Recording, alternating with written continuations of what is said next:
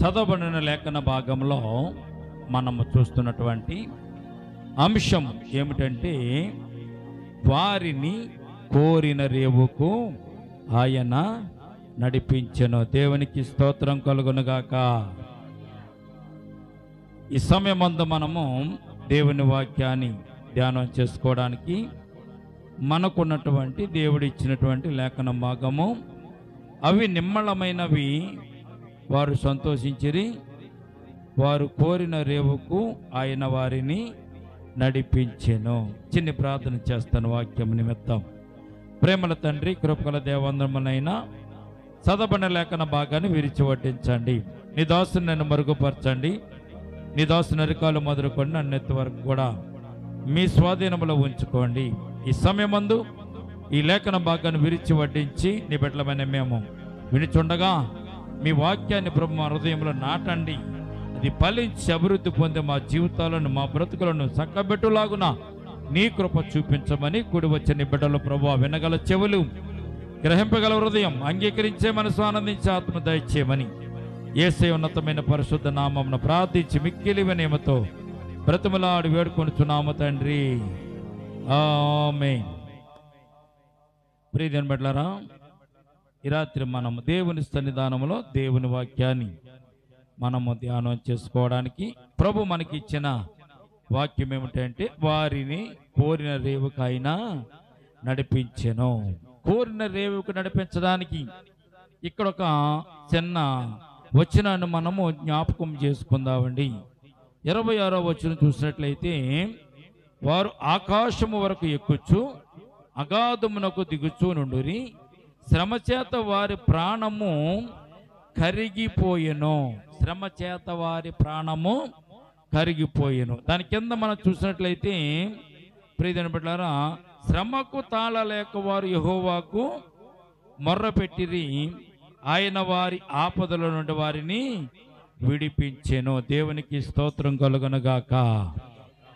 దేవుని లేఖనం, దేవుని వాక్యము చాలా శ్రేష్టమైనది. ప్రియమైన బిడ్డలారా, జ్ఞాపకం చేసుకుంటే క్రైస్తవ జీవితంలో శ్రమలు లేని రోజు అంటూ ఉండదని సత్యాన్ని పరిశుద్ధ గ్రంథం మనకి తెలియజేస్తుంది. క్రైస్తవ జీవితంలో శ్రమలు సహజము. పంచదార తీయగా ఉంటుంది అన్నది ఎలాగైతే సహజమో, వేపకాయ చేదుగా ఉంటుంది అన్నటువంటి విషయం ఎంత సహజమో, క్రైస్తవుని జీవితంలో శ్రమలు కూడా వస్తాయి అన్నది కూడా అంతే సహజము అనేటువంటి సత్యాన్ని పరిశుద్ధ గ్రంథం మనకి తెలియజేయబడుతుంది. అయితే ఇందులో మనం నేర్చుకోవాల్సింది ఏమిటి, మనం గమనించవలసిన విషయం ఏమిటి అని ఒక్కసారి మనము ఆలోచన చేసినట్లయితే, ప్రియదేవుని బిడ్డలారా, శ్రమలు ఎందుకు వస్తున్నాయో మనకు తెలిస్తే ఆ శ్రమలను తట్టుకునేటువంటి ఓపిక, జ్ఞానము మనకు ఉంటుంది అనేటువంటి విషయాన్ని బైబిల్ మనకు తెలియచేయాలని ఆశపడుతుంది. దేవునికి స్తోత్రం కలుగునుగాక. ఎందుకు శ్రమలు వస్తున్నాయి, ఎందుకు శోధనలు వస్తున్నాయి, ఎందుకు కష్టాలు మనకు వస్తున్నాయి? కీర్తన గ్రంథం 34వ కీర్తన ఒకసారి మనము ఆ వచనాన్ని చూద్దాం. 34వ కీర్తన 19వ శరణాన్ని ఒక్కసారి మనం చూడండి. 34వ కీర్తన 19వ శరణంలో ఎవరంటమ్మా ఆయన? నీతి మంతునికి కలుగు ఆపదలు అనేకములు, వాటి అన్నిటిలో నుండి యెహోవా వానిని విడిపించును. దేవునికి స్తోత్రం కలుగునుగాక. అంటే ఆపదలు, కష్టాలు, ఇరుకులు, ఇబ్బందులు ఎవరికి వస్తాయంట? ఎవరికి వస్తాయమ్మా? అక్రమం చేసే వాళ్ళకి, అన్యాయాలు చేసే వాళ్ళకి, దోపిడీలు చేసే వాళ్ళకి, దొంగతనాలు చేసే వాళ్ళకి, నరహత్యలు చేసే వాళ్ళకి, వీళ్ళకి ఎవరికి ఆపదలు రావంట. ఎవరికి వస్తాయని చెప్తుంది బైబిల్? నీతిమంతుడికే వస్తాయి. నువ్వు నీతిగా నిలబడితే, నీతిమత్వంగా జీవించడానికి నిలబడితే, దేవుని యందు భయభక్తులు కలిగి జీవించడానికి ఇష్టపడితే, యోబులాగా నీవు కూడా ఎల్లప్పుడూ ప్రార్థన చేస్తూ, యోబులాగా ఎల్లప్పుడూ నువ్వు దేవుని స్తుతిస్తూ, యోబులాగా నీవు ఎల్లప్పుడూ దేవుని ఆరాధిస్తూ గణపరుస్తూ ఉంటే, యోబుకు వచ్చినట్టుగానే నీతిమంతుడికి వచ్చేటువంటి ఆపదలు అనేకములు, వాటి నుంచి దేవుడు వారిని విడిపిస్తాడు అనేటువంటి సత్యం పరిశుద్ధ గ్రంథం మనకు తెలియజేయబడుతుంది. దేవునికి స్తోత్రం కలుగునుగాక. ఇప్పుడు మనకి శోధనలు వస్తున్నాయి, ఇరుకులు వస్తున్నాయి, ఇబ్బందులు వస్తున్నాయి అంటే మనం ఏమనుకోవాలి? మనం పాపిష్టి జన్మ, పాపిష్టి వాళ్ళము, దుర్మార్గులు, దుష్టులు అని అనుకోవాలా? మనం అలాగ అనుకోని అవసరంలే. దేవుడు తెలియజేస్తున్నాడు, నీవు నీతిమత్వంగా జీవిస్తూ ఉంటే దేవుడు నీకు తోడుగా ఉంటాడు. మొట్టమొదటిది, తోడుగా ఉన్న నీకు ఆపదలు వస్తాయి అనేటువంటి సత్యాన్ని పరిశుద్ధ గ్రంథం మనకి తెలియచేయబడుతుంది. యోహాను రాసినటువంటి సువార్త 16వ అధ్యాయము 36, 32 వచనాన్ని చూడండి మీరు ఒకసారి. యోహాను రాసిన సువార్తలో నుండి 16వ అధ్యాయము 32వ వచనంలో మనం చూసినట్లయితే, నీతిమంతుని కొలుగు ఆపదలు అనేకములు, వాటి నుండి ఆయన వారిని విడిపిస్తాడు. సహజమే. మరి నూతన నిబంధనలో యేసుక్రీస్తు ప్రభువుల వారు చెప్పిన మాటలను కూడా ఒక్కసారి ఈ సందర్భంలో మనం జ్ఞాపకం చేసుకున్నట్లయితే, యోహాను రాసిన సువార్త 16వ అధ్యాయం 32వ వచనం ఏం చెప్తుంది? ఇదిగో 16వ అధ్యాయము 32వ వచనం అదే చదువుతున్నారమ్మా.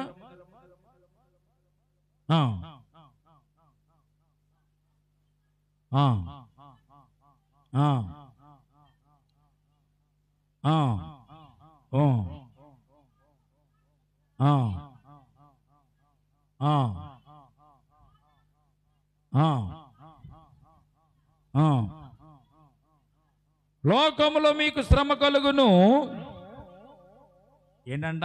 అయినను, దేవునికి స్తోత్రం కలుగును గాక.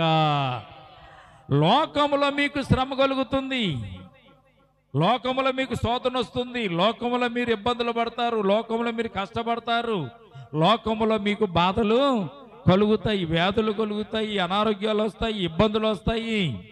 అయినా కానీ అని రాయబడింది అక్కడ. అయినా కానీ మీరు ధైర్యము తెచ్చుకొని దేవునికి స్తోత్రం కలుగునగాక. ఎందుకంటే లోకాన్ని జయించిన ఆయన మనకు తోడుగా ఉన్నాడు, లోకాన్ని జయించిన ఆయన మనకు అండగా ఉన్నాడు, లోకాన్ని జయించిన ఆయన మనల్ని కాపాడడానికి ఆయన ఇష్టపడుతున్నాడు. తండ్రి పిల్లలను పెంచేటటువంటి సందర్భంలో వారిని కాచేటటువంటి విధానం మనం చూస్తే మనకు చాలా ఆశ్చర్యం వేస్తుంది. ప్రియమైన బిడ్డలారా, తండ్రి బిడ్డ బయటికి వెళ్ళారు అనుకోండి. ఒక కుమారుడు ఒక తండ్రి బయటికి వెళ్తున్నారు, ఉరుములు ఊరుతున్నాయి, వర్షం వస్తుంది. వర్షం రాదనుకుని మీరు బయటికి వెళ్ళారు కానీ వర్షం వస్తుంది. వర్షం వస్తున్నప్పుడు తండ్రి ఏం చేస్తారు? కుమారుడిని భద్రంగా ఏ చెట్టు చాటుకు తీసుకెళ్ళడం, ఒక ఇంటి చాటుకు తీసుకెళ్ళడం, వర్షం పడకుండా ఏదన్నా వస్త్రాన్ని కప్పడం, తాను తడిసినా కానీ కుమారుడు మాత్రం భద్రంగా ఇంటికి చేర్చడానికి తండ్రి ఇష్టపడుతూ ఉంటాడు. కారణం, తండ్రి పక్కన కుమారుడు పక్కన తండ్రి నడుస్తున్నాడు కనుక. తండ్రి కుమారుని ఎలాగైతే కాపాడుతూ ఉంటాడో దేవుడు కూడా మనల్ని అలాగే కాపాడడానికి ఆయన ఇష్టపడుతున్నట్టుగా పరిశుద్ధ గ్రంథంలో మనం చూస్తున్నాం. లోకములో మీకు శ్రమ వస్తుంది, శోధన వస్తుంది, ఇబ్బంది వస్తుంది, అయినా మీరు ధైర్యం తెచ్చుకోండి. కారణం, ఎందుకు ధైర్యం తెచ్చుకోవాలి? మీరు లోకాన్ని జయించిన ఆయన ఒక ఆయన మీకు తోడుగాను అండగాను ఉన్నాడు కనుక. ఆయన ఈ లోకాన్ని జయించాడు, మరణాన్ని జయించాడు, మరణపు ముళ్ళును విరిచిన వాడు ఆయన మీకు తోడుకున్నాడు కనుక మీరేం చేయాలి? ధైర్యం తెచ్చుకోవాలి. ఈ రోజున మనకి ధైర్యం లేకపోవడానికి కారణం ఏంటంటే, మనల్ని కాపాడే ఆయనకి శక్తి లేదు, మనం కాపాడడానికి ఆయన మహిమ లేదు, మనం కాపాడడానికి అటువంటి బలం లేదు అనుకుంటే మనం అధైర్యపడవచ్చు. కానీ మనలను రక్షిస్తానన్నటువంటి ఆయనకు ఎంతో గొప్ప శక్తి ఉంది. మరణమును జయించగలిగిన వాడు, లోకాన్ని జయించిన వాడు మనకు అండగాను కొండగాను ఉన్నాడు. సత్యాన్ని పరిశుద్ధ గ్రంథం మనకు తెలియజేయబడుతుంది. దేవునికి స్తోత్రం కలుగునగాక.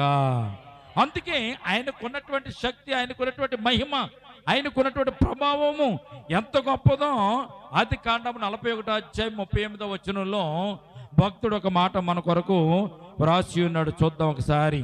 చూడండి, ఆదికాండం 41వ అధ్యాయం 38వ వచనాన్ని ఒకసారి మనం చూడగలిగితే, ప్రియమైన బిడ్డలారా, అక్కడ దేవునికి ఉన్న శక్తి, దేవునికి ఉన్న మహిమ, దేవునికి ఉన్నటువంటి ప్రభావము నిన్ను కాపాడడానికి, నిన్ను రక్షించడానికి, ఆపదల నుంచి నిన్ను అనేక సార్లు రక్షించడానికి, కాపాడడానికి, నీతిమంతుడివై ఉండి కూడా నువ్వు శ్రమలు పొందుతుంటే నిన్ను ఆదుకోవడానికి ఆయనకున్న శక్తి ఏమిటో పరిశుద్ధ గ్రంథం ఇక్కడ మనం చూద్దాం. చదవండి ఒకసారి.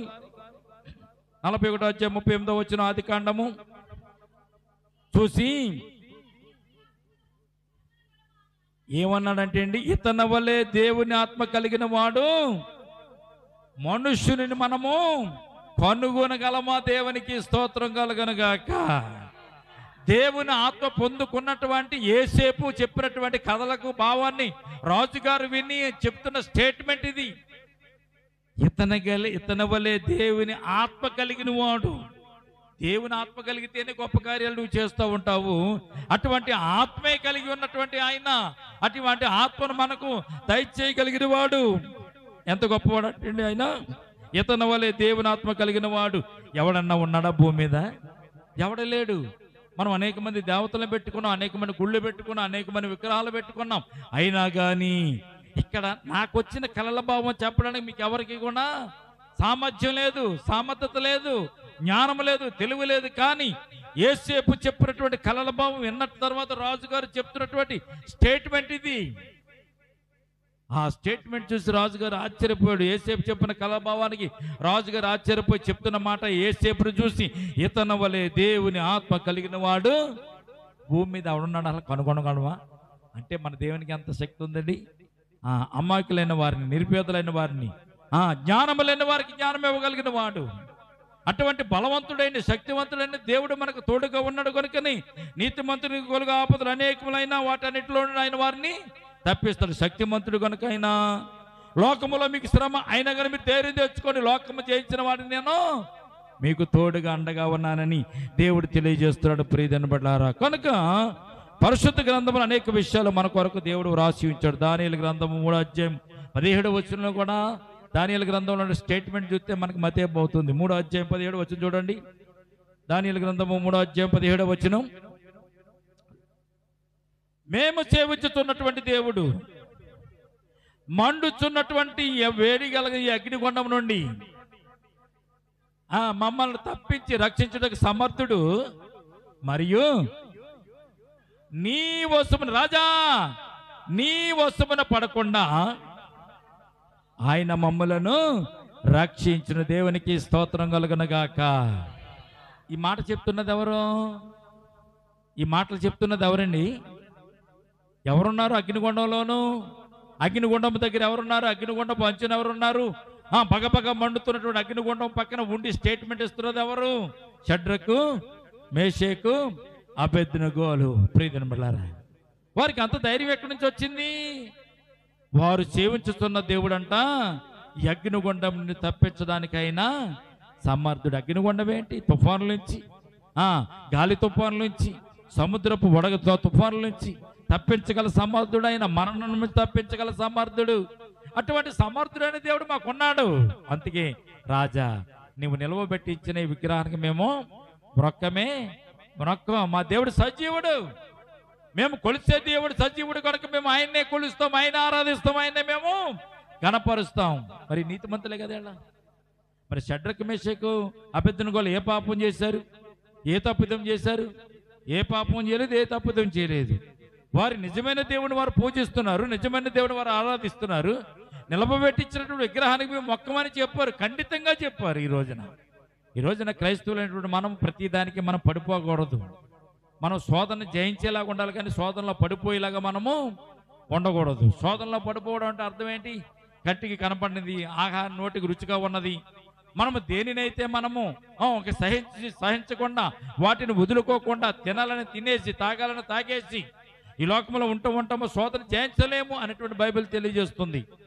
షడ్రకు, మేషకు, అబేద్నెగోలు కూడా అగ్నిగుండాన్ని చూశారు. అది శోధన అర్థమైంది, శ్రమ అర్థమైంది, అది బాధ అర్థమైంది, అందులో పడితే చచ్చిపోతామని అర్థమైంది, వారి ప్రాణాలు పోతాయనేటువంటి విషయం అర్థమైంది.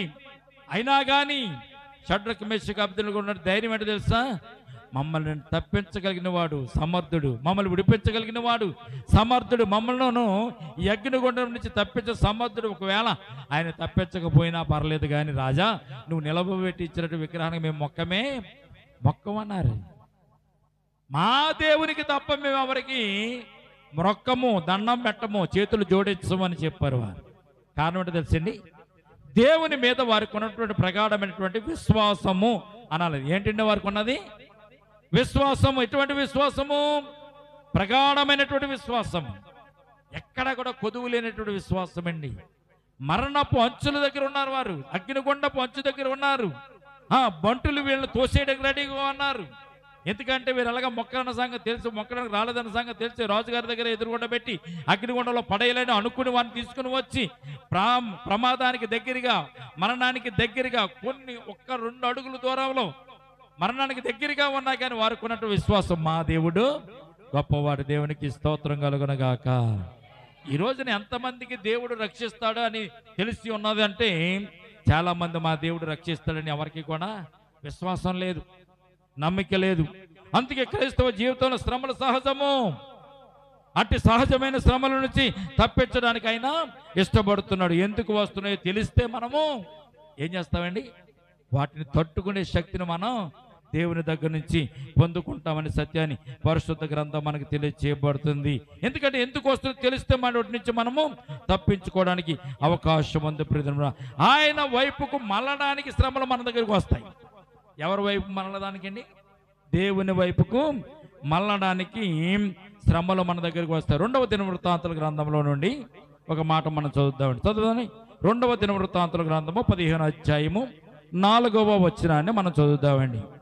2వ దినవృత్తాంతుల గ్రంథము 15వ అధ్యాయము 4వ వచనం. బైబిల్ గ్రంథంలో, ఈ పరిశుద్ధ గ్రంథంలో ఈ మాట ఏమని చెప్తుందో మనం ఒకసారి జ్ఞాపకం చేసుకుందామండి. దేవుడు ఆయన వైపుకు మళ్ళించుకోవడానికి ఏదోగా ఆయన ఏ కార్యం చేస్తాడో ఎవరికి కూడా తెలియదు. ప్రియదనబడ్లారా, ఆయన చేసే కార్యాలు ఆశ్చర్యంగా ఉంటాయి, అద్భుతంగా ఉంటాయి. నువ్వు నిలబడాలి, భక్తిలో ఉండాలి, భక్తుల విజయం పొందుకోవాలి, పరలోక రాజ్యానికి వెళ్ళాలి, దేవుని బిడ్డగా జీవించాలి, ఆయన సాక్షి లోకంలో ఉండాలంటే ఆయన వైపుకు నువ్వు మళ్ళుకొని వెళ్ళవలసిన సందర్భం ఉంది. అందుకే దినవృత్తాంతములు చదువురమ్మా, 2వ దినవృత్తాంతములు 15వ అధ్యాయం 4వ వచనం చూసినట్లయితే, తామశ్రమయందు వారు ఇశ్రాయేలీయుల దేవుడైన యెహోవా యొద్దకు మళ్ళుకొని ఆయనను వెతికినప్పుడు చాలిన ఆయన వారికి ప్రత్యక్షమైన దేవునికి స్తోత్రం కలుగునగాక. ఎప్పుడు మళ్ళుకున్నారు వాళ్ళు? ఆహారం బాగున్నప్పుడు, మంచినీళ్ళు బాగున్నప్పుడు, అన్ని సౌకర్యంగా ఉన్నప్పుడు, కాలమంతా సమయంగా ఉన్నప్పుడు ఇశ్రాయేలీ ప్రజలు దేవుని వైపుకు మళ్ళుకోలేదండి. ఎప్పుడైతే వారికి శ్రమ వచ్చిందో, ఎప్పుడైతే వారికి శోధన వచ్చిందో, ఎప్పుడైతే వారికి కష్టం వచ్చిందో, ఎప్పుడైతే వారికి ఇబ్బంది వచ్చిందో, వెంటనే యూటర్న్ తీసుకుని, రాజకీయ నాయకులు యూటర్న్ తీసుకుంటూ ఉంటారు. ఎలక్షన్లో వచ్చినప్పుడు వాగ్దానాలు చేస్తూ ఉంటారు, వాగ్దానాలు నెరవేర్చలేనప్పుడు మరలా ఇంకొక మాట చెప్పి వారు తప్పించుకుంటూ ఉంటారు. దేవుడు అటువంటి వాడు కాదు, యూటర్న్ తీసుకునే దేవుడు కాదు, చెప్పింది చేయగలిగాడు గొప్ప దేవుడు.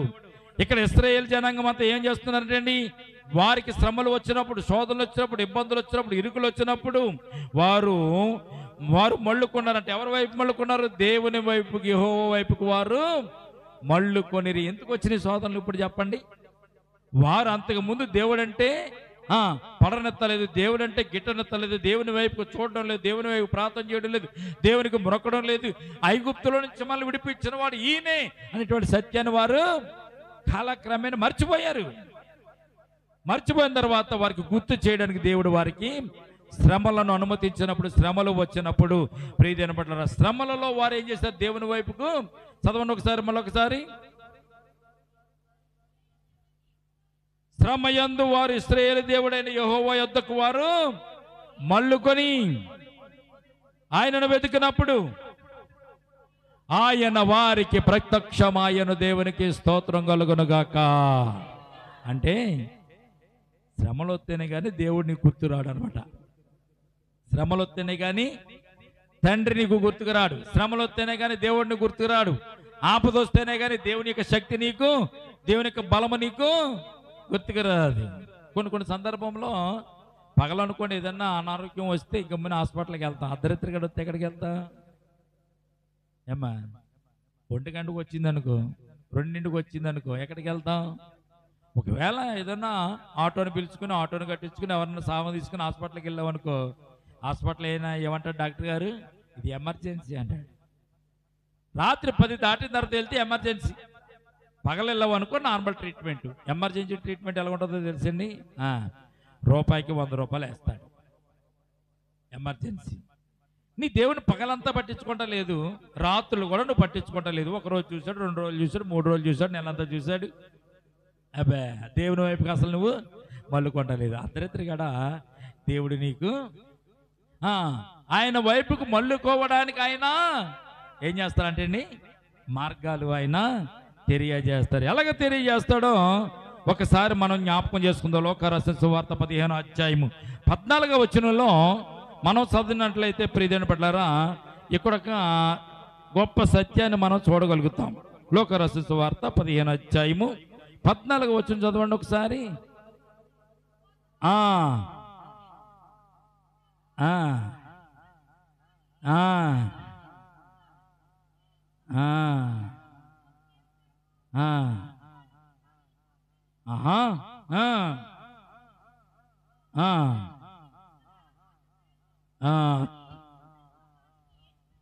ఏమి ఇవ్వలేదు. అయితే ఏంటండి, అయితే బుద్ధి వచ్చినప్పుడు ఆవిడ నా తండ్రి వద్ద అనేక మంది కూలి వంటరికి అన్నము సమృద్ధిగా ఉన్నది, నేనైతే ఇక్కడ ఆకలికి చచ్చిపోతున్నాను. నేను లేచి నా తండ్రి వద్దకు వెళ్ళి, తండ్రి, నేను పరలోక విరోధముగాను నీ ఎదుట నేను పాపము చేసి తిని అన్నాడు. చాలండి, దేవునికి స్తోత్రం కలుగునుగాక. తప్పిపోయిన కుమారుడు గురించి చాలా చక్కగా అక్కడక్కడ రాయబడుతూ ఉంటుంది. కాబట్టి రాత్రి మనము శ్రమలు ఎందుకు వస్తాయి, శ్రమలు రావడానికి కారణం, శోధనలు ఎందుకు వస్తాయి, శోధనలు రావడానికి కారణం, తండ్రి దగ్గర ఉన్నంత చెప్పు కూడా తండ్రిని విస్తరించి వెళ్ళిపోయాడు. బాగుంది. వెళ్ళిపోయిన తర్వాత నా ఆస్తి అంతా నాకు పంచిపెట్టేమన్నాడు, పంచిపెట్టేసుకున్నాడు, తీసుకుని వెళ్ళిపోయాడు. బాగుంది. వెళ్ళిన వాడు ఆస్తుని తీసుకెళ్ళి మంచి వ్యాపారం ఏమైనా చేశాడు. వాడు ఏం వ్యాపారం చేశాడంటే అక్కడ, ఏం వ్యాపారం చేశాడు ఉంది అక్కడ అమ్మా, ఏం వ్యాపారం చేశాడు? బంగారం వ్యాపారం చేశాడా, వజ్రాల వ్యాపారం చేశాడా, బట్టల వ్యాపారం చేశాడా, ఏం వ్యాపారం చేసి ఉంది అక్కడ?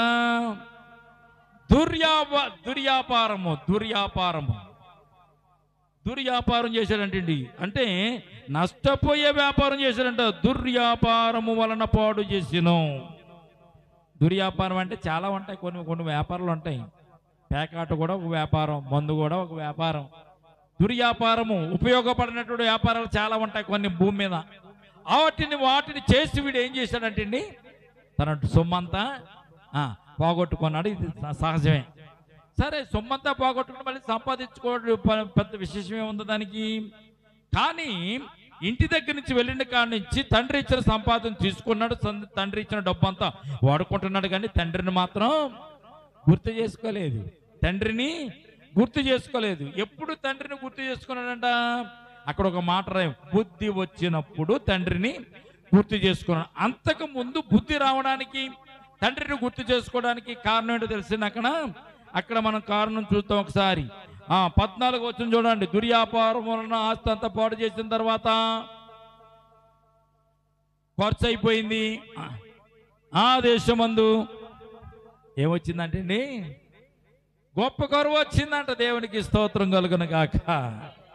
దేవుడు కరువును రప్పించాడు దేశం మీదకి. ఆ దేశం మీద కరువు వచ్చింది. బాగున్న దేశం మీద కరువు ఎందుకు వచ్చిందండి? అక్కడ ఒకడు ఉన్నాడు, తండ్రిని మర్చిపోయాడు ఒకడున్నాడు, తండ్రిని గుర్తు చేసుకోలేనివాడు ఒకడున్నాడు. తండ్రి దగ్గర నుంచి వచ్చి కూడా తండ్రి ఆస్తిని ఖర్చు పెట్టుకుంటూ కూడా, తండ్రి ధనాన్ని అనుభవిస్తూ కూడా తండ్రిని గుర్తు చేసుకోలేనివాడు ఒకడున్నాడు. వాడికి గుర్తు చేయాలి. ఎవరిని? వాడి తండ్రిని వాడికి గుర్తు చేయాలంటే ఆ దేశంలో ఏం కావాలి? కరువు రావాలి. ఆ కరువుకి మనం పెట్టిన పేరేంటి? శోధన, శ్రమ, ఇరుకు, ఇబ్బంది. ఆ దేశంలో కరువు వచ్చింది.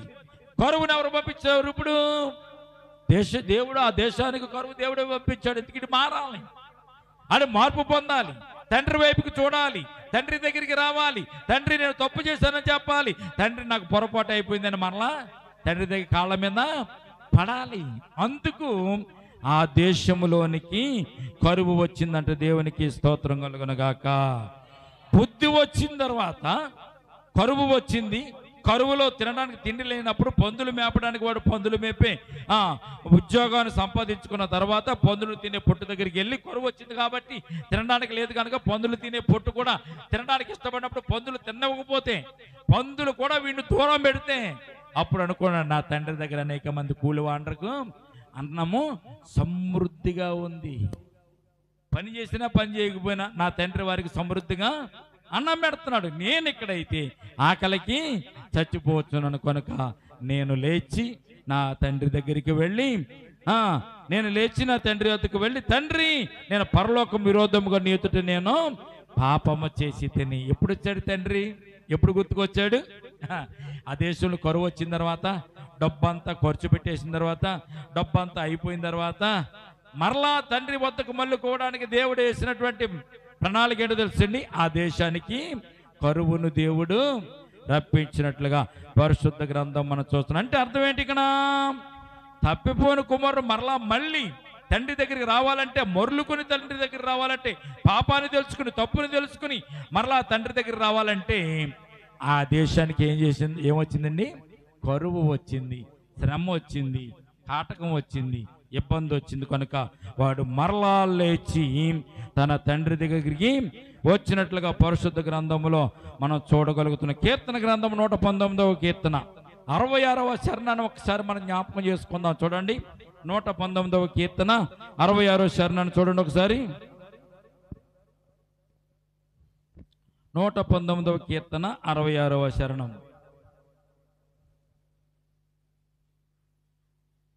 అనుసరించుటకు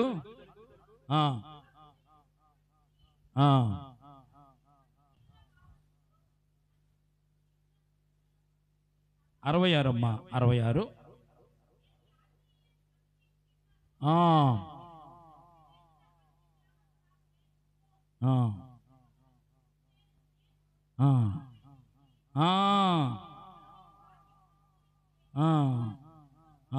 నేను నీ ఆజ్ఞల యందు నమ్మిక ఉంచున్నాను, మంచి వివేచన మంచి జ్ఞానము నాకు నేర్పుము. శ్రమ కొలుగక మునుపు నేను త్రోవ విడిచి తిని. దేవునికి స్తోత్రం కలుగునుగాక. శ్రమ కొలుగక మునుపు త్రోవ విడిచి తిని, ఇప్పుడైతే నీ త్రోవలోనికి నేను వచ్చి ఉన్నానని పరిశుద్ధ గ్రంథం మనకు తెలియజేయబడుతుంది. అలాగే 75వ వచనం కూడా మనం జ్ఞాపకం చేసుకున్నట్లయితే ఇక్కడ చూడండి, యెహోవా నీ తీర్పులు న్యాయమైనవయు విశ్వాసత గలవాడవై నీవు నన్ను శ్రమపరిచితవనియు నేను ఎరుగుదును. దేవునికి స్తోత్రం కలుగును గాక. ఏమంటున్నారు ఇక్కడ? నీ తీర్పులు న్యాయమైనవి, నీ విశ్వాసత వలన నన్ను శ్రమపరిచితవని నేను ఎరుగుదును. దేవునికి స్తోత్రం కలుగును గాక. అంటే ఆయన వైపుకు తిరగడానికి, ఆయన వైపుకు మళ్ళడానికి మనకేమొస్తాయంట? శ్రమలు వస్తాయి. ముందెందుకు వస్తాయి?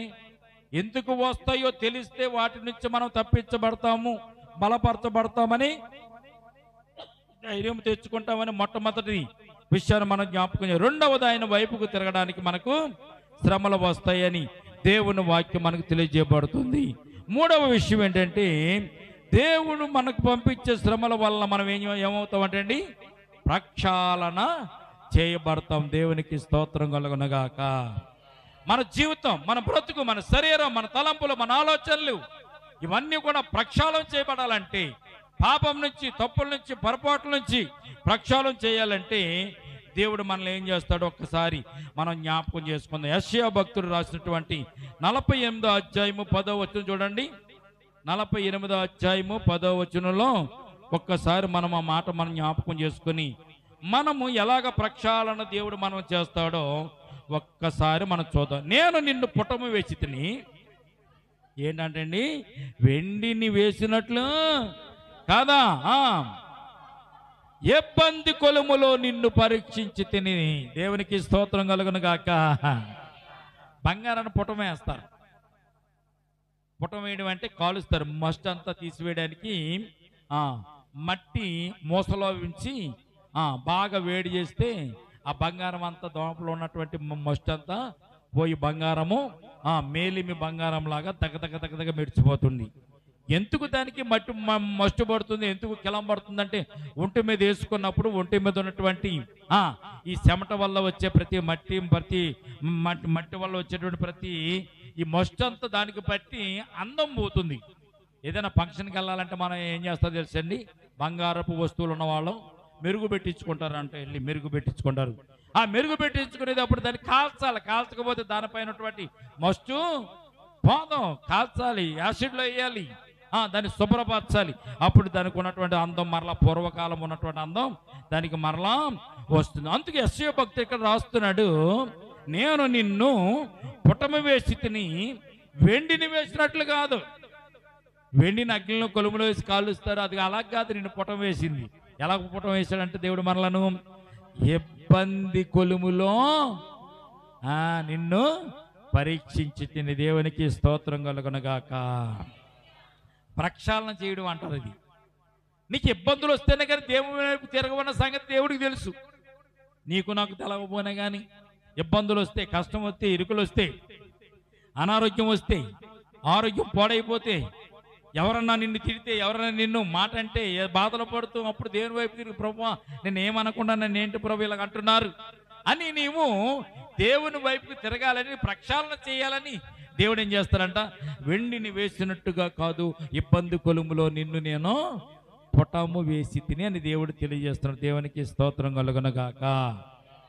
1 పేతురు 1:7 కూడా మనం చదివినట్లయితే దీనికి అనుసంధానమైనటువంటి విషయం చూద్దాం ఒకసారి. 1 పేతురు రాసిన పత్రిక 1:7 చూడండి. ఇక్కడ కూడా ఎలాగ ప్రక్షాళన చేస్తాడు దేవుడు. చిన్నపిల్లడు ఆడుకున్నాడండి, మట్టిలోకి వెళ్ళి ఆడుకున్నాడు, బురదలోకి వెళ్ళి ఆడుకున్నాడు. ఒళ్ళంతా బురద అయిపోయింది, ఒళ్ళంతా మట్టి అయిపోయింది. మనం ఏం చేస్తాం వాడిని తీసుకొచ్చి, బాగున్నా నాయన మట్టి బాగుంది అంటవా, ముందాన్ని శుభ్రం చేస్తాం, స్నానం చేపిస్తామండి, బట్టలన్నీ తీసేస్తాం, మురికైన బట్టలు తీసేస్తాం, కొత్త బట్టలు కడతాం. అప్పుడు కానీ అంటే మనం ఎత్తుకోము అంటే శుభ్రం చేస్తాం. శుభ్రం చేసేటప్పుడు వాడు సొప్పు పెట్టినప్పుడు, శుభ్రం చేస్తున్నప్పుడు, నీళ్లు పోసినప్పుడు, తోముతున్నప్పుడు వాళ్ళు ఆడికి కొద్దిగా బాధ కలగవచ్చు, ఏడవచ్చు. ఇలాగేటి నన్ను ఇలాగ బాధ పెట్టేస్తుందంటే మా అమ్మ అని చెప్పి కొంత దిగులు చెందొచ్చు. కానీ స్నానం అయిపోయిన తర్వాత శుభ్రంగా అన్న తర్వాత అమ్మ బాగుంది నాకు ఒంట్లో అనుకుంటాడు. అంటే వాడు శుభ్రం చేయడం వల్ల వాడు కలిగేదేంటి, పైన ఉన్నటువంటి దుమ్మంతా పోతుంది. స్నానం చేసినప్పుడు ఇబ్బంది పడవచ్చు, సబ్బు పెట్టినప్పుడు ఇబ్బంది పడవచ్చు, కంట్లో పడినప్పుడు ఇబ్బంది పడవచ్చు. కొంతమంది పిల్లలకి తలస్నానం చేస్తుంటే ఊరుకోరు, ఏడ్చేస్తూ ఉంటారు, కంట్లో పడిపోతుందేమో అని. కనుక ప్రియమైన బిడ్డలారా, దేవుని యొక్క వాక్యము ఏం చేస్తుంది తెలుసు, నిన్ను పుటం వేస్తుంది, నీకు తెలియజేస్తుంది అన్ని. దేవుడు కూడా నిన్ను ఇబ్బంది కొలుములో పుటం వేసినప్పుడు కానీ దేవుడు నువ్వు జ్ఞాపకం చేసుకో. చదవండి 1:7 1 పేతురు రాసిన పత్రిక. నశించు సువర్ణము అగ్ని పరీక్ష వలన శుద్ధిపరచబడుతున్నది కదా, దానికంటే అమూల్యమైన మీ విశ్వాసము ఈ సోదరుల చేత పరీక్షకు నిలిచినదై యేసుక్రీస్తు ప్రభువారు ప్రత్యక్షమైనప్పుడు నీకు మెప్పును, మహిమయు, ఘనతయు కలుగుటకు కారణమగును. దేవునికి స్తోత్రం కలుగునుగాక. నిన్ను పరీక్షించడానికి గల కారణం, నిన్ను శోధించడానికి గల కారణం, నీకు శ్రమలు రావడానికి గల కారణం, నశించు సువర్ణము శుద్ధిపరచబడుతున్నది కదా. నశించు సువర్ణము పుటం వేసినప్పుడు శుద్ధిపరచబడుతుంది కదా. దానికంటే విలువైనటువంటి అమూల్యమైనటువంటి నీ విశ్వాసము పరీక్షకు నిలవాలంటే, దేవుని యొక్క రాకడలో ఆయనతో పాటు నువ్వు నిలవాలంటే, మహిమను తెచ్చుకోవాలంటే, నువ్వు ఘనత పొందాలంటే ఇప్పుడే నీవు పరీక్షింపబడాలి, ప్రక్షాళన చేయబడాలి. అందుకే దేవుడు నిన్నేం చేస్తాడంటే అండి, ఈ పరీక్షలకు దేవుడు గురి చేస్తూ ఉంటాడు. ఈ శ్రమలు అందుకే వస్తున్నాయని సత్యాన్ని పరిశుద్ధ గ్రంథం మనకు తెలియజేయబడుతుంది. దేవునికి స్తోత్రం కలుగునుగాక. కనుక ఆయన నిన్ను ఎలాగ పరీక్షిస్తున్నాడు, ఎలాగ ఆశీర్వదిస్తున్నాడు అన్నటువంటి విషయాన్ని కూడా ఒక విషయాన్ని మనం జ్ఞాపకం చేసుకుందాం. చూడండి, ద్వితీయోపదేశ కాండము 8వ 3 నుంచి 9 వరకు మనం చదువుతామండి. ద్వితీయోపదేశ కాండము 8వ 3 నుంచి 9 వరకు చదువుదాం. అందులో ఒక శ్రేష్టమైన విషయం ఒకటి ఉంది, దాన్ని చదువుకుందామండి.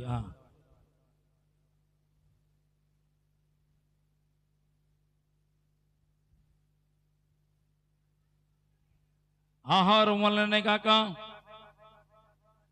యెహోవా సెలవిచ్చిన ప్రతి మాట చేత నరుడు బ్రతుకులని ఏంటంటే నీకు తెలియజేయడానికి ఏంటంటే ఆయన నిన్ను అణచి నీకు ఆకలి కొలుగ చేసి నీవే గాని నీ పితరులే గాని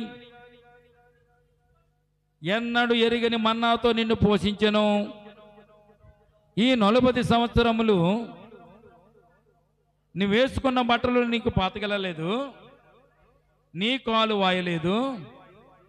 ఒకడు తన కుమారుని ఎట్లు శిక్షించునో అట్లే నీ దేవుడని యెహోవా నిన్ను శిక్షించువాడునని నీవు తెలుసుకొని ఆయన మార్గంలో నడుచుకున్నట్లును ఆయనకు భయపడినట్లును నీ దేవుడని యెహోవా ఆజ్ఞలను గైకొనవలెను. నీ దేవుడని యెహోవా నిన్ను మంచి దేశంలో ప్రవేశపెట్టును. అది నీటి వాగులను లోయల నుండి కొండల నుండి పారు ఊటలను అగాధ జలములు గల దేశము. అది గోధుమలు యావలు ద్రాక్ష చెట్లు అంజూరపు చెట్లు దానిమ్మ పండ్లు గల దేశము. కరువు అనుకొనకుండా నీవు ఆహారము తిని దేశము, అందులో నీకు ఏ లోపము ఉండదు. చాలని దేవునికి స్తోత్రం కలుగునగాక. దేవుడికి యొక్క మహిమ తెలవాలంటే, దేవుని యొక్క ప్రభావం తెలవాలంటే ఏం చేశాడంటే దేవుడు వీరిని ఆకలితో అనిశాడంట, దాహంతో అనిశాడంట. అనిసి వారికి ఏం చేశాడండి?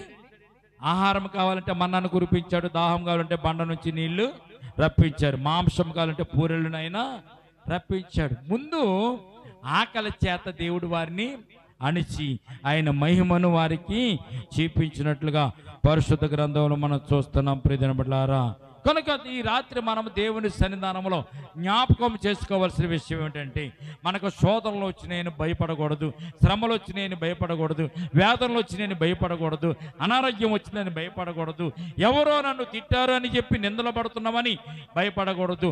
అవన్నీ కూడా ఎందుకు వస్తున్నాయంటే, మొట్టమొదటిది దేవుని వైపుకి తిరగడానికి వస్తున్నాయి, రెండవది మనలను ఆయన పరీక్షించడానికి ప్రక్షాళన చేయడానికి వస్తున్నాయి, మూడవది ఆయన కృపను మనకు చూపించడానికి అవి వస్తున్నాయి అనేటువంటి సత్యాన్ని మనము జాగ్రత్తగా జ్ఞాపకం చేసుకోవాలి. దేవునికి స్తోత్రం కలుగునగాక. ప్రసంగి గ్రంథము 7వ అధ్యాయం 14వ వచనం మనం చదివినట్లయితే, ఈ శోధనలు వచ్చినప్పుడు, ఈ శ్రమలు వచ్చినప్పుడు, ఈ ఇరుకులు వచ్చినప్పుడు, ఇబ్బందులు వచ్చినప్పుడు మనం ఏమనుకోవాలో ఈ ప్రసంగి గ్రంథము 7వ అధ్యాయము 14వ వచనం మనకు తెలియజేస్తుంది. ప్రియమైన బిడ్డలారా, జాగ్రత్తగా ఈ మాటలు మనం చదువుదాము. ఒకసారి ప్రసంగి గ్రంథం చదవండి, 7వ అధ్యాయము 14వ వచనం చూడండి. సుఖముగా ఉండుము, ఆపద్దన మందు యోచించుము, తాము చనిపోయిన తర్వాత జరుగు దానిని నరులు తెలుసుకొనకుండానట్లు దేవుడు సుఖ దుఃఖములను జతపరిచి ఉన్నాడు. దేవునికి స్తోత్రం కలుగునుగాక. హల్లెలూయా. దేవుడు చేసిన అద్భుతమైనటువంటి, మానవానికి అన్ని తెలిస్తే మానవుడు ఇంకేందుకు, దేవుడు ఎందుకు ఇంకా అని మనం అనుకుంటాం కనుక దేవుని వాక్యం మనకు తెలియజేస్తున్న మాట ఏమిటంటే 14వ వచనంలో, సుఖదినమందు సుఖముగా ఉండుము, ఆపద్దినమందు యోచించుము అంటే అర్థం ఏంటి? ఆలోచన చేయాలి. ప్రభువా, ఈ ఆపద నాకు ఎందుకు వచ్చింది? ఈ ఇబ్బంది ఎందుకు వచ్చింది? ఈ కష్టం ఎందుకు వచ్చింది? ఈ ఇరుకు ఎందుకు వచ్చింది? ప్రభువా, ఒక్కసారి నాకు తెలియచేయని దేవునికి ప్రార్థన చేయాలి. మనం నీతిమంతులమే, దేవుడు మనల్ని నీతిమంతులుగా చేశాడు, ఆయన శిలువ రక్తం చేత మనల్ని కడిగి పవిత్రపరిచాడు, ఆయన బిడ్డలుగా ఉండడానికి ఆయన అంగీకరించాడు, ఆయన పరలోక రాజ్యంలో మనము కూడా ఆయనతో పాటు ఉండేటువంటి అర్హతను మనకి ఇచ్చాడు, ఈ లోకంలో దేవదూతలకు లేనటువంటి మహా గొప్ప భాగ్యము ఆయన మనకు దయచేశాడు. ఎన్ని కరెక్టే, కానీ మనలో ఉన్న మలినాన్ని ఆయన, మనలో ఉన్న మొస్టుని, మనలో ఉన్న పాపాన్ని ఎప్పటికప్పుడు కడిగి పవిత్రపరచడానికి, సరిచేయడానికి, సరిదిద్దడానికి మనకి శ్రమలు వస్తున్నాయి సంగతి సంగతి మనము జ్ఞాపకం చేసుకోవాలి ప్రియదిన బిడ్డారా. అందుకే మొట్టమొదటిగా మనం ఆలోచన చేయాలి.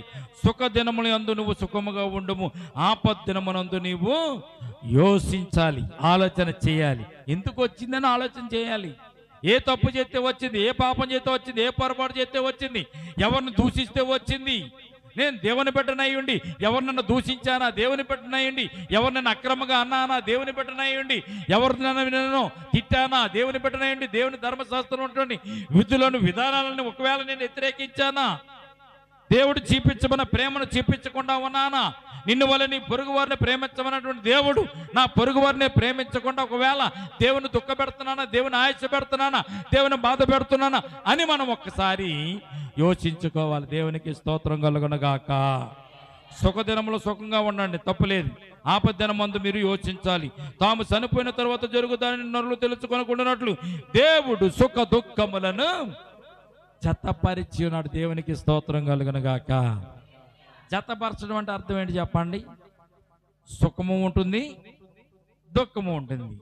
సైకిల్ చక్రాన్ని 2 భాగాలు చేసి ఆ రౌండ్ ఉన్న భాగంలో సగ భాగం సుఖమని సగం భాగం దుఃఖమని చెప్పి మీరు చక్రాన్ని తిప్పుతున్నారు అనుకోండి, చెప్పండి, ఒకసారి దుఃఖం వస్తుంది, మరలా తిప్పితే ఒకసారి సుఖం వస్తుంది, మరలా తిప్పితే దుఃఖం వస్తుంది, మరలా తిప్పితే సుఖం వస్తుంది. అంటే ఈ కాలచక్రములాగా సుఖ దుఃఖాలు మన జీవితంలో కలుగుతూ ఉంటాయని బైబిల్ గ్రంథమే తెలియజేస్తుంది. సుఖము వచ్చినప్పుడు సుఖంగా ఉన్నప్పుడు సుఖంగా ఉండు, ఆలోచించు, చక్కగా తిను, ఏమంటారు తెలిసింది, సుఖం దేవుడు సుఖము జతపరిచున్నాడు కనుక సుఖదినము అందు సుఖంగా ఉండు, బానంది, ఆపద్దినమందు యోచించు.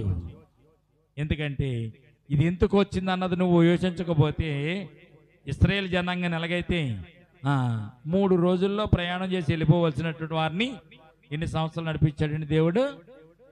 40 సంవత్సరాలు నడిపించాడు. మాటలా. కనుక మన జీవితంలో కూడా మేలులు పొందుకోవాల్సిన సమయంలో మేలులు పొందుకోవాలి. ఏదైనా ఆపద కలిగినప్పుడు ఆలోచన చేయాలి, ఎందుకు వచ్చింది ప్రభువా, ఏ తప్పు చేశాను, ఏ పొరపాటు చేశాను, ఏ అపరాధం చేశాను, నన్ను మన్నించు, నన్ను క్షమించు, నన్ను నీ బిడ్డగా మరొక్కసారి నన్ను పరీక్షించినైనా, నన్ను పుటము వేయనైనా, నన్ను ఒక్కసారి కడుగునైనా, నైనా ఇసోపుతో కడుగునైనా, నైనా నీ రక్తంతో కడుగునైనా మనలా మనం ఏం చేయాలి? దేవుని సన్నిధానంలో ఏం చేయాలంటే మనం చక్కగా ఆలోచన చేసుకోవాలంట. దేవునికి స్తోత్రం కలుగునగాక. ఈ రాత్రి దేవుడు నిన్ను నన్ను పుటం వేయడానికి శ్రమలు వస్తున్నాయి, శోధనలు వస్తున్నాయి, ఇరుకులు వస్తున్నాయి, ఇబ్బందులు వస్తున్నాయి. ఎందుకు వచ్చినాయని మనం ఏం కంగారు పడే అవసరంలే. వచ్చినా కానీ వాటిని తప్పించగలిగే దేవుడు మనకు ఉన్నాడని సత్యాన్ని మనం జ్ఞాపకం చేసుకోవాలి. నీతిమంతునికి కలుగు ఆపదలు అనేకములు, వాటి అన్నిటి నుండి ఆయన దేవుడు తప్పిస్తాడు. దేవునికి స్తోత్రం కలుగునగాక. లోకములో మీకు శ్రమ అయినా కానీ లోకము జయించిన వాడు మీకు తోడుగా ఉన్నాడు కనుక మీరు ధైర్యము తెచ్చుకొనడి. అలాగే ఇతని వలె దేవుని ఆత్మ కలిగిన వాడు ఎవడన్నా భూమి మీద ఉన్నాడంటే ఎవడ లేడు. ఏసేపు దేవుడు తోడుకున్నాడు కనుక ఏసేపు ఉన్నటువంటి ఆత్మ దేవుని ఆత్మ కనుక మనకు కూడా దేవుని ఆత్మ తోడుకోండి మళ్ళీ నడిపించడానికి ఇష్టపడుతున్నాను సత్యాన్ని మనం జ్ఞాపకం చేసుకోవాలి. రెండో విషయం, ఆయన వైపు చూడడానికి మనం మళ్ళుకోవడానికి ఈ శోధనలు వస్తాయి. మూడో విషయం, మన జీవితంలో పాపాన్ని ప్రక్షాళన చేయడానికి ఆయన ఈ శోధనలు అనుమతిస్తున్నాడు. నాలుగో విషయం, కృపను చూపించడానికి ఆయన ఈ శ్రమలను శోధనలు మన తాత్కాలికంగా మన జీవితంలోనికి ఆయన అంగీకరిస్తున్నట్టుగా మనం చూస్తున్నాం. నాలుగో వచనం చూస్తే కృపను చూపించడానికి ఈ శోధనలు వస్తున్నాయి. అందుకే ఆయన అంటాడు, సుఖదినమున సుఖముగా ఉండు, ఆపద్దినమందు నువ్వు యోచించని బైబిల్ మనకు తెలియజేస్తుంది. కనుక ఈ రాత్రి మనము దేవుడు మనతో మాట్లాడిన మాటలను బట్టి ప్రభా ఈ శోధనలను జయించడానికి తప్పించమని ఎప్పుడు ప్రార్థన చేయకండి అమ్మా. శోధనలు తప్పించమని ఎప్పుడు ప్రార్థన చేయకండి. శోధనలు తప్పించమని ప్రార్థన చేశారంటే సాతానికి మనం దొరికేసినట్టే. శోధనను జయించే శక్తి నాకు దయచేయని మీరు మోకరించి దేవుని సన్నిధానంలో ప్రార్థన చేయాలి. అటు రీతిగా ఈ రాత్రి మనం దేవుని సన్నిధిలో ప్రార్థన చేసుకుని దేవుని యొక్క ఆశీర్వాదం పొందుకుని మనము గృహాలకు వెళ్దాం. ప్రతి శనివారపు రాత్రి ప్రార్థన కూడుకులో మనం ప్రార్థించుకున్నట్టుగా ఈ సమయం అందు కూడా 5 నిమిషాలు మన కుటుంబం గురించి, మన జీవితాల గురించి, మన బ్రతుకుల గురించి మనం ప్రార్థన చేస్తాం. ఎవరి కుటుంబం గురించి వారు ప్రార్థన చేసుకోండి, ఎవరి బిడ్డల గురించి వారు ప్రార్థన చేసుకోండి, సంఘము గురించి ప్రార్థించండి, సంఘ బిడ్డల గురించి ప్రార్థించండి, రక్షింపబడిన వారి గురించి ప్రార్థించండి, వివాహము కావలసిన బిడ్డల కొరకు ప్రార్థించండి, ఉద్యోగం లేని వారి కొరకు ప్రార్థించండి. మొట్టమొదటిగా మీ కుటుంబాన్ని గురించి మీరు ప్రార్థించుకోమని ఈ సమయం ఈ 5 నిమిషాల సమయంలో మీరు ప్రార్థన చేసుకోవాలని దేవుని పేరట మీకు కోరుచున్నాను.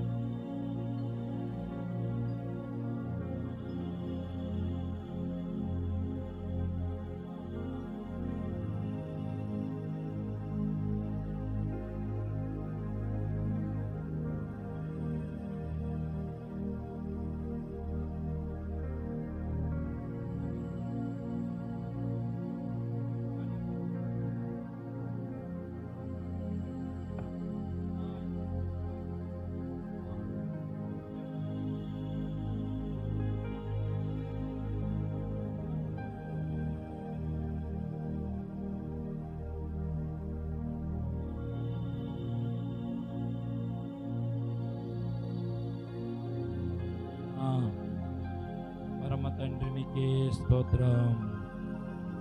హల్లెలూయా. ప్రార్థన చేసుకుందామండి, ప్రార్థన చేసుకుందాం.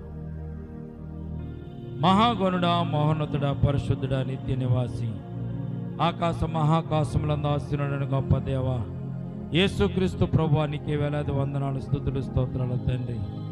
ఈ రాత్రి నీ బిడ్డలమైన మాతో మాట్లాడి నైనా మమ్మల్ని ఆదరించినందుకు స్తుతులు, స్తోత్రాలు తండ్రి. మా జీవితంలో శోధనలు ఎందుకు వస్తున్నాయో, కష్టాలు ఎందుకు వస్తున్నాయో, ఇరుకులు ఎందుకు వస్తున్నాయో, ఇబ్బందులు ఎందుకు వస్తున్నాయో తెలుసుకోనేటువంటి నైనా మార్గాన్ని మాకు చూపించినందుకు స్తోత్రాలు తండ్రి. నీ వైపుకు తిరగడానికి శోధనలు వస్తున్నాయని తెలియజేసిన దేవా, మమ్మల్ని ప్రక్షాళన చేయడానికి ఈ శోధనలు వస్తున్నాయని తెలియజేసిన దేవా, అలాగే నేను నీ కృపను చూపించడానికి మాకు శోధనలు వస్తున్నాయని తెలియజేసిన గొప్ప దేవా, ఆలోచించుకోవడానికి నీ బిడ్డలమై ఉండి ఈ లోకములో నీ సాక్షిగా ఉండవలసిన మేము ఈ లోకములో ప్రభు నీ సాక్షిగానైనా ప్రభు యేసయ్యా మేము విడిచిపెట్టినప్పుడు యేసయ్యా స్తోత్రము తండ్రినైనా యేసయ్యానికి స్తోత్రం, పరిశుద్ధుడా స్తోత్రం, దేవానికి స్తోత్రం. హల్లెలూయా. పరిశుద్ధుడా పరిశుద్ధుడా పరిశుద్ధుడా నైనా క్షమించండి, మన్నించండి. రాత్రి యేసయ్యానికి స్తోత్రము తండ్రి,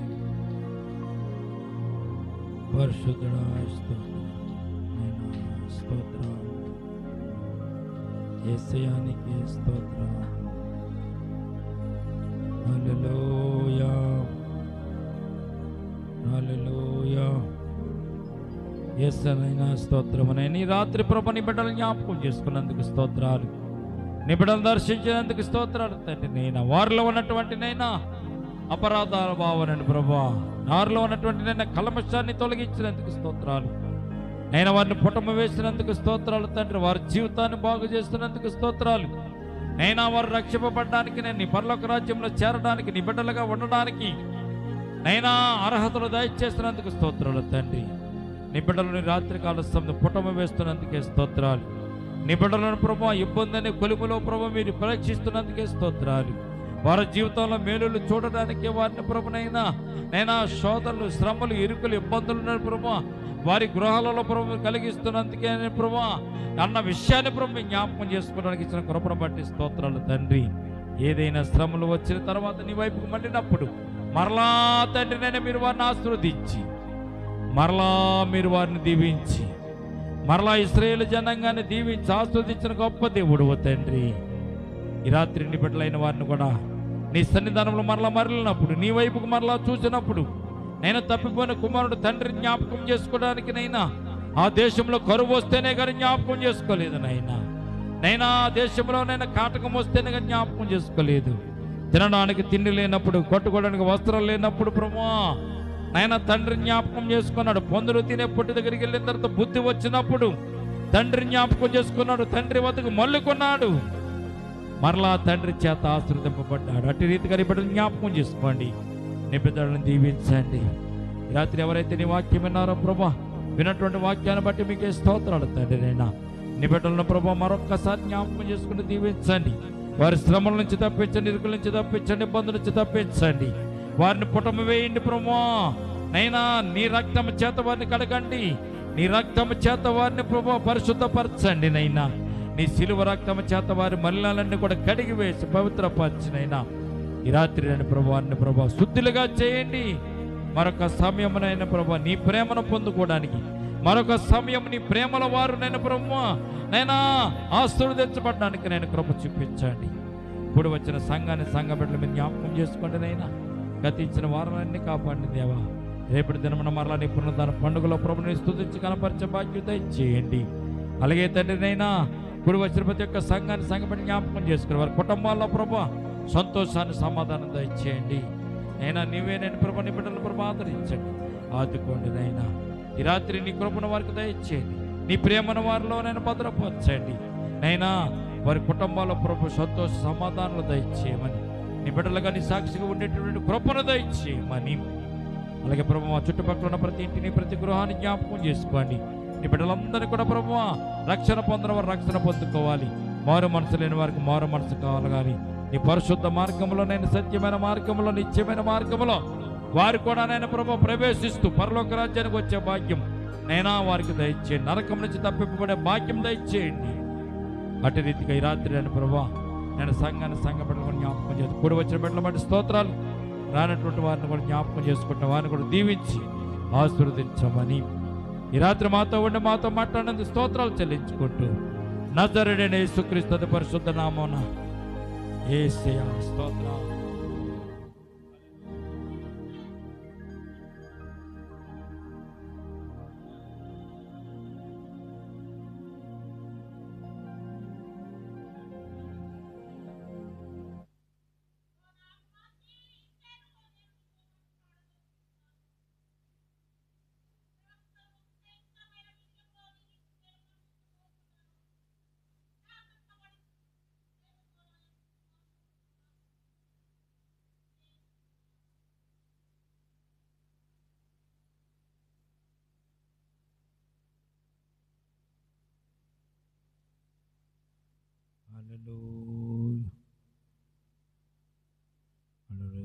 స్తోత్రం.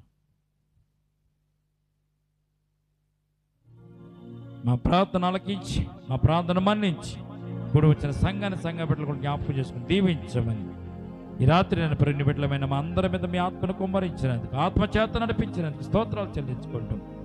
నజరేయుడైన యేసుక్రీస్తు పరిశుద్ధ నామమున ప్రార్థించి మిక్కిలి వినయముతో బ్రతిమలాడి వేడుకొనుచున్నాము తండ్రి, ఆమేన్.